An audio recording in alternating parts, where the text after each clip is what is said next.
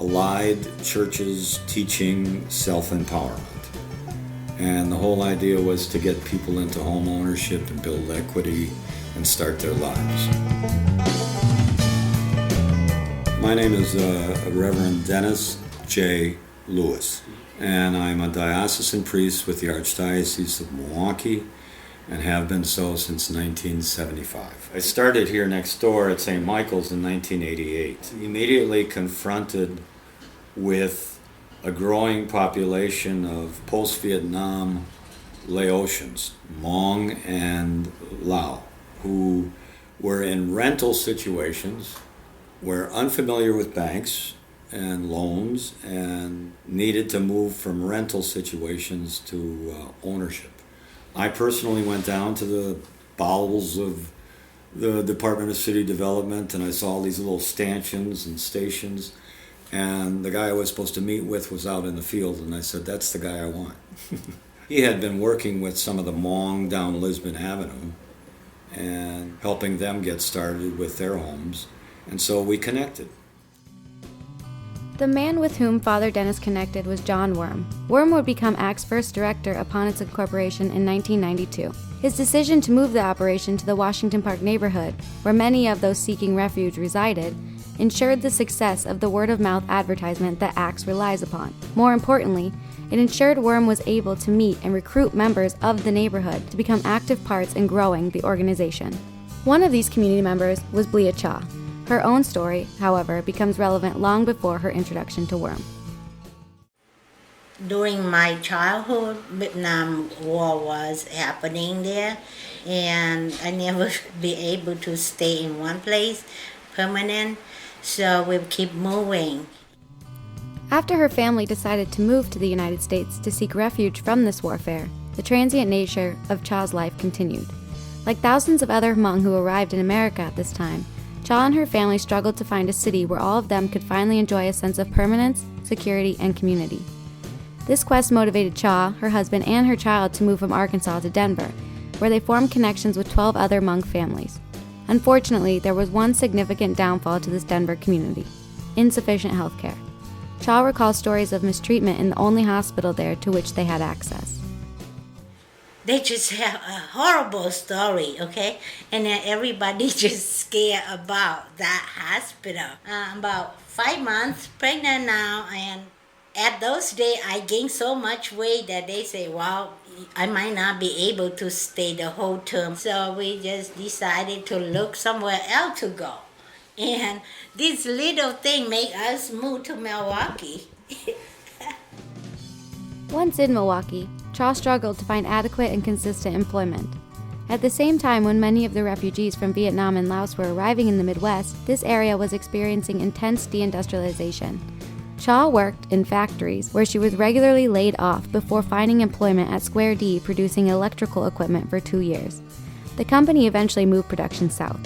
In 1993, Cha, now unemployed, was introduced to John Worm via a church friend who had purchased a home through ACTS for $1. Cha immediately realized, like Father Dennis had, Worm's commitment to empowering the people of the Washington Park neighborhood to become homeowners. John was paid by the city but moved in to work here in the location in St. Mike. That's why he was able to find some of the local renter and say, do you want to own your home? If you want to own your home, we can help. Cha contacted Worm when she wanted to buy a foreclosed house across the street from the one she already owned. Cha and Worm then collaborated on a lottery event for the house where Cha's family and friends were able to bid on it. After this event, Worm realized the benefits of having a community insider like Cha around. Fortunately for ACTS, he decided to act upon this realization. He said, well, I have no money to hire you, but you can volunteer to do what you just do today. Call people up when we have a house and set up time, pass the word out, invite everybody out. And beside that, you can follow me. Whatever I do, you can watch me and you learn from that. And if you are interested, I'm going to write a proposal to the city, and if I have some funding, I will hire you. So that's when I start with ACT, volunteer and go to school to get my real estate license. As a community insider turned real estate agent, Cha not only helped individuals find homes within their means, but also ensured ACTS was building viable communities of family and friends who would understand and look out for each other in their new homes. As ACTS expanded its operation into areas of Milwaukee where other minority populations were struggling to find adequate and affordable housing, its leaders decided to recreate Cha's position in these locations. John worked with Leah, and we got her qualified as a real estate agent. And so she was the first Hmong woman real estate agent in the state. Shortly thereafter, we found out people living on the south side needed this. So we connected with Ilaria Rios, started her out on the road to getting her real estate license. And then Mary on the north side. So we franchised this in different parts of the city where it was affordable to do that, and set her up in an office up in the Harambe neighborhood in River West on 2nd and Burleigh. So what is it about ACTS that makes it different? What are the specific aspects of the organization to which future housing agencies in the Midwest should pay attention? The answer is people like Father Dennis, John Worm, Leah Cha, Ilaria Rios, and Mary Leach Sumlin. They understand that helping people become sufficient homeowners involves more than finding them a home and helping them fix it up. It is also about actively forming sustainable community connections and empowering members of the community to play an important part in the organization. These kinds of connections help assuage misunderstandings and ensure the organization understands the cultural dimensions of the populations they are trying to help. More importantly, the word-of-mouth advertisement these community networks engender results in blocks of people who know and care for one another, and in turn, care for their neighborhoods. We don't have to look for the whole neighborhood.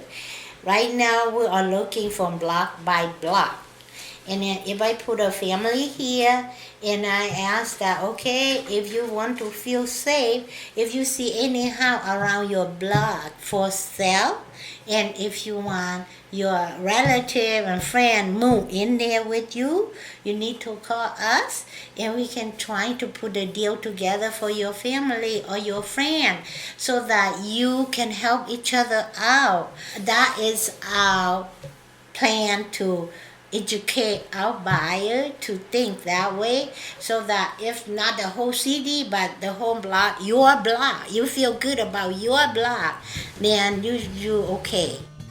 There's a mission, possible mission on the northwest side, possible mission in West Dallas, possible mission in maybe Racine. I mean, this could be duplicated anywhere in the Midwest with its housing prices. Detroit. I just think it's green, it's economical, it's not wasting, it's conserving, it's doing all of the above.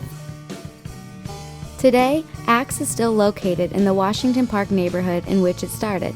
In addition to the ties to the people in a location, this kind of connection to place is also important to the organization's success. It ensures long-term commitment to the people and to the neighborhoods of that place. Currently, ACTS is working to purchase the repurposed convent out of which they operate, located next door to St. Michael's, where the organization was born. They're purchasing in this building and have a much higher profile than being in the back end of a church office. So they're right here on Fleet Street, right in the hood, and doing what they're supposed to be doing.